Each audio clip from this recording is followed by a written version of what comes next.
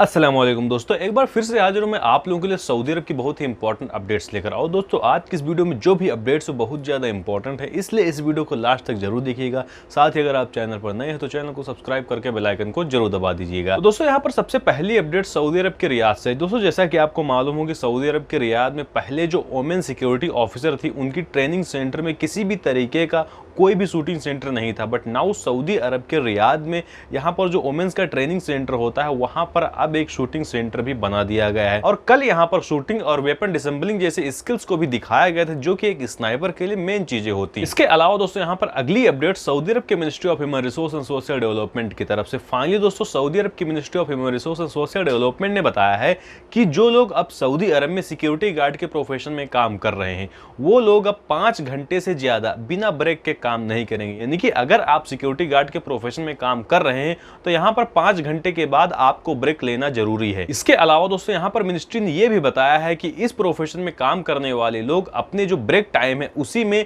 खाना खाना और नमाज पढ़ने जैसे कामों को भी पूरा करेंगे। इसके अलावा मिनिस्ट्री ने यहां पर एक चीज और क्लियर की है और बताया कि किसी भी बंदे का जो ब्रेक टाइम होता है वो आधे घंटे से कम नहीं होना चाहिए। लेकिन इसके साथ साथ यहां पर एक चीज और क्लियर कर दूं कि जो सिक्योरिटी गार्ड का प्रोफेशन है इस प्रोफेशन में सऊदीजेशन की जो प्रोसेस वो भी रनिंग में चल रही पिछले कुछ दिनों से। इसके अलावा दोस्तों यहां पर अगली अपडेट सऊदी अरब की एक अथॉरिटी है मेवा, यानी कि ministry of environment water and agriculture, इस अथॉरिटी की तरफ से है जो कि सऊदीजेशन या फिर लोकलाइजेशन के बारे में है। दोस्तों इस अथॉरिटी के सुपरवाइजर डॉक्टर अली अल शाबान ने कहा है कि जो भी फूड इंडस्ट्रीज है इनमें अब 85% लोकलाइजेशन या फिर यहां पर आप सऊदीजेशन कह सकते हैं किया जाएगा। यानी कि यहां पर अगर किसी जगह पे यानी कि किसी फूड इंडस्ट्री में अगर कोई भी 100 बंदे काम कर रहे हैं तो वहां पर 85 बंदे अब सऊदी रखे जाएंगे। इसके अलावा जो वहां पर 15 बंदे होंगे वो अजनबी रखे जाएंगे। और इसके साथ साथ दोस्तों यहां पर मैं एक चीज और क्लियर कर दूं कि इस सेक्टर में अगर इस तरीके से लोकलाइजेशन या फिर सऊदीजेशन होता है तो इस सेक्टर में जितने भी लोग काम कर रहे हैं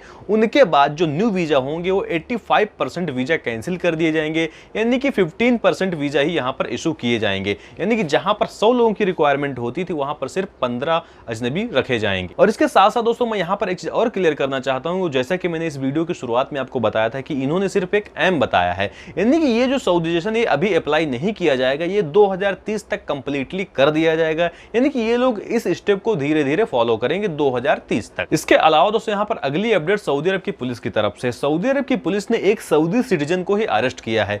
सऊदी अरब की पुलिस ने अपने स्टेटमेंट में बताया है कि यह बंदा सऊदी अरब में जो इलीगल माइग्रेंट्स थे उन लोगों को ये फैसिलिटीज प्रोवाइड करा रहा था। यानी कि ये बंदा जो लोग सऊदी अरब में इलीगल तरीके से रह रहे हैं या फिर जो लोग अभी अभी सऊदी अरब में इलीगल तरीके से आ रहे हैं, ये बंदा उनके रहने और खाने की व्यवस्था और इसके अलावा बहुत सारी व्यवस्थाएं करके दे रहा था। इसलिए इस बंदे को यहां पर अरेस्ट कर लिया गया है। इसके अलावा दोस्तों यहां पर पुलिस डिपार्टमेंट ने बताया है कि अगर कोई बंदा सऊदी अरब में किसी ऐसे बंदे की हेल्प करता है या फिर उसके रहने या फिर खाने की व्यवस्था करता है या फिर किसी भी तरीके की फैसिलिटी प्रोवाइड कराता है, जो बंदा सऊदी अरब में इलीगल तरीके से रह रहा है या फिर किसी इलीगल तरीके से सऊदी अरब में एंटर होने की कोशिश कर रहा है, तो उसके ऊपर दोस्तों यहां पर 1 मिलियन रियाल या फिर उससे ज्यादा का जुर्माना लगाया जा सकता है। इसके साथ साथ उसे 1 साल की जेल भी हो सकती है। इसके अलावा दोस्तों यहां पर अगली अपडेट कुवैत से है। अब आप लोग सोच रहे हो कि मैं कुवैत की अपडेट क्यों दे रहा हूं, तो मैं आपको बता दूं कि मैं जानता हूं कि इस न्यूज से और उस न्यूज का कोई लेना देना नहीं, बट इंफॉर्मेशन बहुत ही इंपॉर्टेंट है, इसलिए आप लोगों को पता होना चाहिए। जैसा कि आपको मालूम है कुछ दिन पहले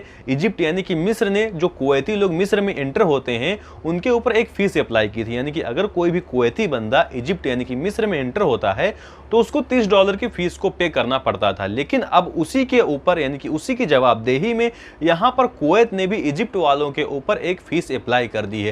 यानी कि अगर अब कोई भी इजिप्ट का बंदा कुवैत में एंटर होता है तो उस बंदे को दोस्तों यहां पर 9 दिनार की फीस को पे करना पड़ेगा। और दोस्तों यहां पर अगर आप 9 दिनार को इंडियन रुपीज में काउंट करें तो यहां पर लगभग 2400 रुपीज के आसपास कुछ बनता है। तो दोस्तों ये 2400 रुपीज उसी $30 के आसपास जाके बन जाते हैं। यानी कि जैसी फीस उन्होंने अप्लाई की सेम टू सेम फीस यहां पर कुवैत ने भी अप्लाई कर दी है। तो दोस्तों ये तो हो गई आज की इस वीडियो की बहुत सारे इंपॉर्टेंट अपडेट्स, लेकिन इसके साथ साथ मैं आपको एक मैसेज देना चाहता हूं कि अगर आपका सऊदी अरब या फिर सऊदी अरब की ट्रेवल गाइडलाइंस के बारे में कोई भी सवाल है, चाहे सऊदी अरब के आने के बारे में हो या फिर सऊदी अरब के जाने के बारे में, या फिर आपका इमिग्रेशन को लेकर कोई सवाल है या फिर पीसीसी को लेकर कोई भी सवाल है, तो आप सिंपली कमेंट सेक्शन में जाइए, वहां पर मुझे कमेंट कीजिए। मैं आने वाली अपनी वीडियोज में आपके सारे सवालों के जवाब दे दूंगा। तो आज की इस वीडियो में बस इतना ही। मिलते हैं आपको अगली वीडियो में किसी अगले टॉपिक के साथ। अगर आपको कोई सवाल है तो हमेशा की तरह कमेंट का सेक्शन खुला हुआ है।